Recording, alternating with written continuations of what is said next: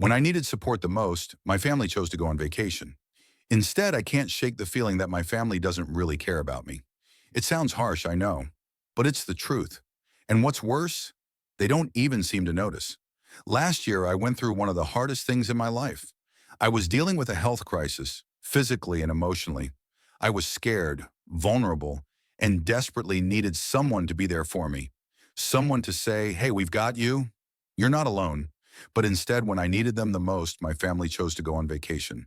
I was laying in bed, unable to move without pain, while they packed their bags for a week-long trip. I felt like I was being buried alive, drowning in a sea of loneliness and confusion. I didn't understand how this was happening. How could they leave me behind like that? My mother, I always thought she was my rock, the one person I could always count on.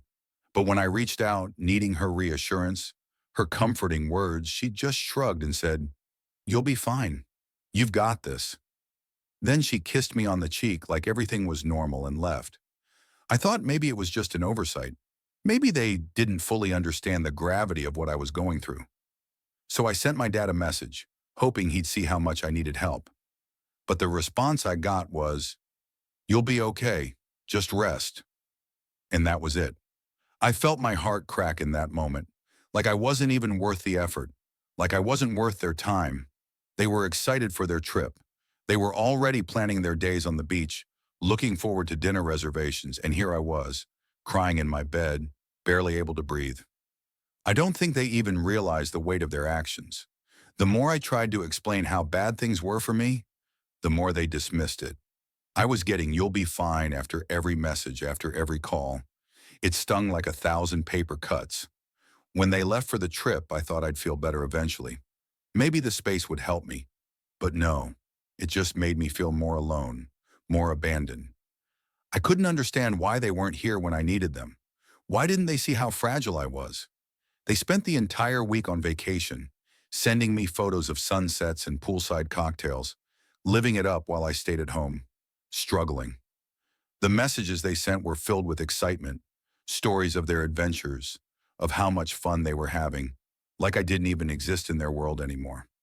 I remember one night just lying there staring at the ceiling, feeling the tears fall silently, my mind racing with thoughts of why I wasn't enough to be there for. Why did I have to go through this alone? Why was I left to fight my battles in isolation? They came back a week later, full of energy, sun-kissed skin, and stories to tell. And all I could think was, how could you be so unaware? How could you just leave me behind? They didn't ask how I was. They didn't sit down with me to talk about what I'd been through. They didn't acknowledge that I'd been drowning while they were swimming in paradise. Instead, they just acted like everything was fine, like nothing had changed. And I had to keep pretending too, because what was I supposed to say? How could I possibly explain the depth of the hurt I felt? In the end, I didn't want to make a scene.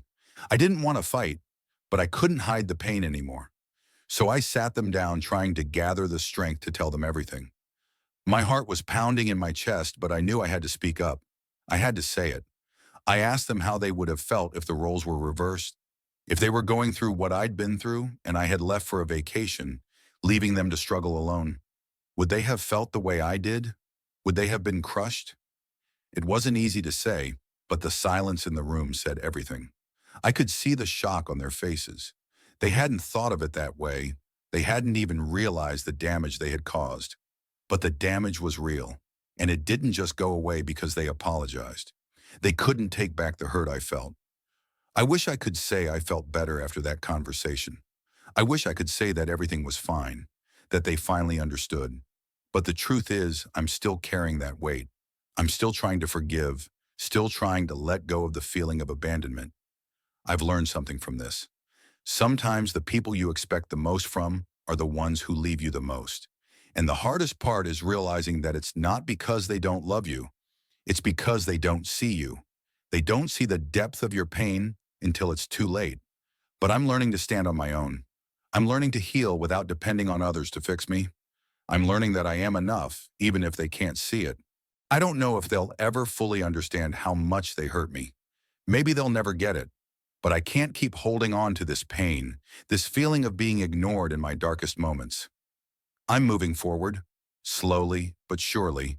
And maybe one day, I'll be able to look at them and feel peace instead of resentment. But for now, I'm still healing. I'm still trying to put the pieces back together. And if you're reading this, feeling like you've been left behind, just know you're not alone.